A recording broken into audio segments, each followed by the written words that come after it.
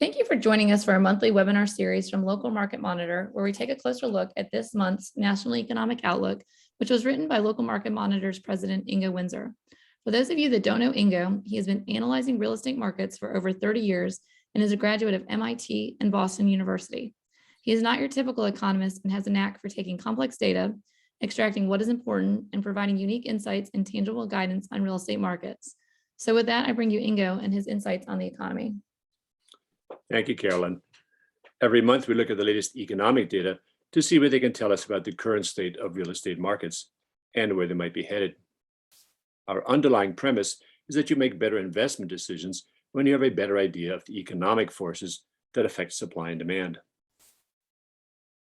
It's very important that we figure out where the economy may go in the next year or so because of the surge that has boosted average home prices 20% in the past year. This surge has greatly complicated investment decisions because investors can't be sure that these prices will hold up. In addition, to justify these higher prices, investors need higher rents, which may or may not be possible. In some of the most overpriced markets, I'm pretty sure that prices will come down again. There just aren't enough wealthy buyers to keep them high. But in most markets, the future of demand for housing, and therefore support for both high prices and high rents, depends heavily on strong economic growth. With good growth, home prices and rents may just level off. With poor growth, they'll come down again. And if we actually have another recession, which I don't think is likely, prices will crash. The economic data we have right now don't point clearly in either direction. So let's have a look. Here's the situation with jobs. The blue bars show the level of jobs compared to before COVID.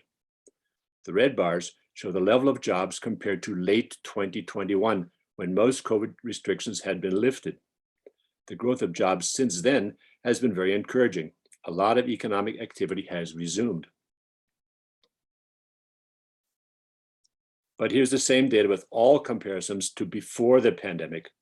Even though job growth has recently been good, in July, we only just got back to the number of jobs that existed before the pandemic, more than 2 years ago. That's good news, but it doesn't mean the economy is roaring ahead. Here's another way to look at the economy: gross domestic product. The pink bars show the rate of growth before the pandemic. The red bars show the level of GDP compared to the level right before the pandemic. The last 3 bars on the right show that GDP in the last 3 quarters has been around 3% better than before the pandemic, which is good but not great. In addition, the increase was slightly lower in each of the last 2 quarters, which means GDP was actually shrinking. It's only a slight decrease, but it's not the strong growth we'd like to see. One reason jobs and GDP have not grown rapidly, and the most worrisome long-term trend for the economy, is that the US population hasn't been growing. It used to grow at 1% a year, sometimes much more. But in the last decade, that growth has steadily slowed. COVID deaths dropped it to almost 0 in 2021, and the estimate for 2022 isn't much higher. Without a growing population, the US economy will only grow very slowly.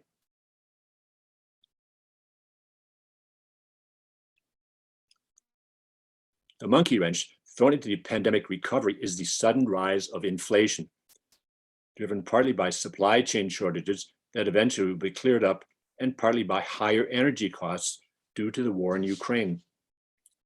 Higher costs without higher income mean that consumers, homeowners, as well as renters, have less money available for rents and mortgage payments. It's as simple as that.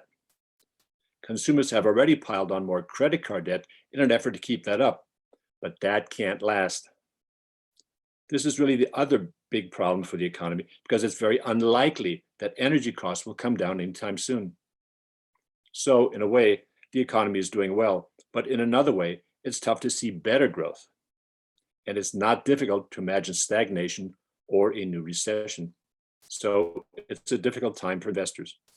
Let's quickly run through the various sectors of the economy. Business services is the most encouraging part of the economy, providing new jobs at a steady rate as businesses expand or start up again. On the other hand, Many business service jobs don't pay very well and are very vulnerable to recession.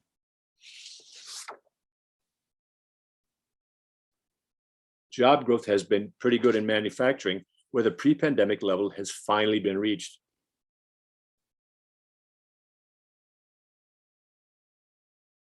In construction, the picture is much the same, as higher home prices have spurred new home building.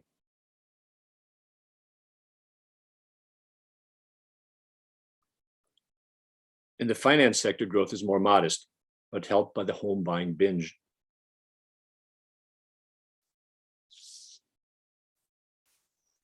The recent job gains in the retail sector are a bit of a surprise to me, what with more online shopping, but they may signal new startups from small businesses.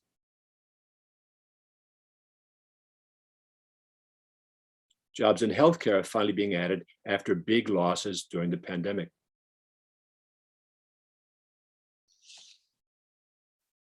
And it's the same at restaurants. New jobs, but still 5% fewer than before.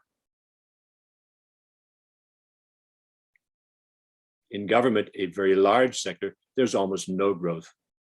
3% of the pre-pandemic jobs are still missing. So some sectors are growing well, others are not. Some local real estate markets are growing well, others are not.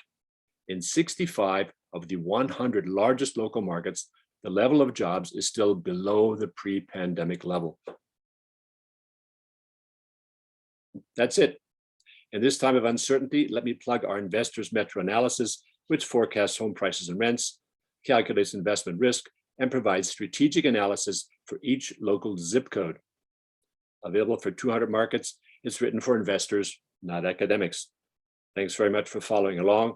This is our National Economic Outlook. I'm Ingo Windsor.